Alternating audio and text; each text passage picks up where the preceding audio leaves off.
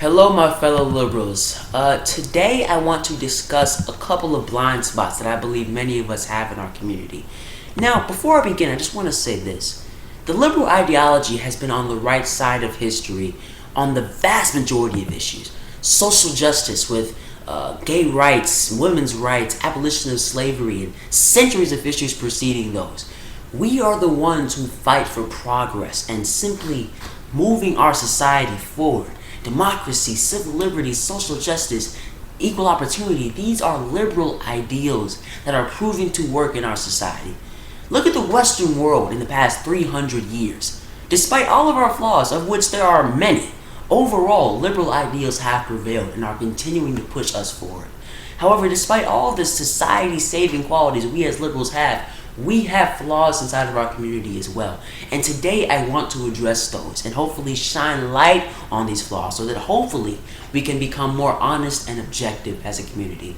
Now, one of the two major flaws I believe we have in our community is being scared to criticize minorities. And at times, we become scared to criticize and talk about race overall.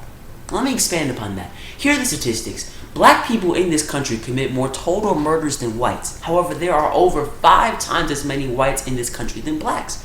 Now, whatever explanation that you have for that, and many of them are certainly factors, poverty, unemployment, racial inequality, overall 350 years of institutional oppression towards blacks, or even lax gun laws. Listen, they are all credible factors behind many of these crimes. Poverty and unemployment is a generational phenomenon, and if this country institutionally oppressed your ancestors, not allowing them to get a good job and make a sufficient wage, well, that carries down to you. Because in this country, education has a price tag. And if you cannot pay, your children will not be properly educated. Therefore, they can't get a good job. And it passes down and down and down until one of your descendants are able to break through that cycle. And guess what? Poverty and unemployment are statistically linked to crime. So perhaps if the equal opportunity that many liberals push for were implemented through an expansion of social programs and a redistribution of wealth through taxes, well, perhaps crime in our community could decrease. But I want to make this crystal freaking clear. It is not justified to murder anybody or commit a crime against anybody. I don't care how broke you are. I don't care how jobless you are. I don't care how hungry you are. You do not have that right. Well, I'm broke. Well, I'm unemployed. Well, I can't feed my kids. Sorry that you are in that predicament. I really am. And liberals are actively fighting to get people like you out of that situation. But guess what? You do not have that as a defense for murdering anybody. That's not an excuse. You killed somebody. That's not right. Especially when in the vast majority of these murders, they're over disputes. Ridiculous disputes. Somebody stole your girl. Somebody stole your Jordan. Somebody cursed you out. Black people are being slaughtered out in these streets by other black people at ridiculous rates over some BS. Straight up BS. But liberals, for some reason, we are scared. We are petrified to talk about these issues. And if you bring up these statistics and you're not black, racist. Racist. You're racist. How is it racist to bring up the facts? How? It's not racist. People are looking at the facts and they're making logical conclusions. Blacks are committing more of the murders than whites, but yet there are 5 times less black people than whites. And then 91% of these murders happen to be against each other, and then a vast majority of these murders are over some freaking nonsense. There is no excuse. There's none. Now, I do think Black Lives Matter is bringing up important issues. The police have got to take a chill pill, okay? Blacks are twice as likely to be killed unarmed by the police than whites. If you turn on the news every day, you see some police officer beating up somebody or killing somebody or messing with somebody, and you know that is wrong. But at the same time, we go out in droves to protest the police. We need to go out in droves and protest the fact that we are killing ourselves at an amazing rate over BS. We need to look ourselves in the mirror and face that reality, man. And if a white dude says that line I just said, then you know what? He's not racist. He's looking at the facts and he's making a logical conclusion. So liberals, stop being scared to criticize minorities. Stop being scared to talk about race overall. We've got to face the facts. Let's be objective. Now, the other issue I think many liberals have a total blind spot on is Islam. Not just Islam overall, the Islamic ideology and the terrorism that is committed in its name. Just like racial issues, we are scared to punch down. And that is an absolutely ridiculous stance to have.